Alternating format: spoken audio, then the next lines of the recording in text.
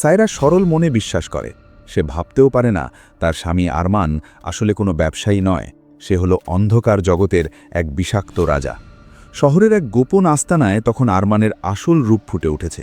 দামি গাড়ি আর মেজাজি দপট, হাতে একটি বিদেশি পিস্তল নিয়ে আরমান তার সাঙ্গপাঙ্গদের কড়া নির্দেশ দিচ্ছে।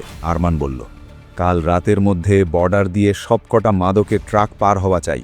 মনে রাখবি, এই চালানে যেন কোনো গণ্ডগোল না হয়। আর শোন, এবার মেয়েদের যে গ্রুপটা যাবে সেটা সরাসরি বন্দরে পাঠিয়ে দিবি। বিদেশি বায়াররা মোটা টাকা নিয়ে অপেক্ষা করছে। আরমান অত্যন্ত ধূর্ত লোক।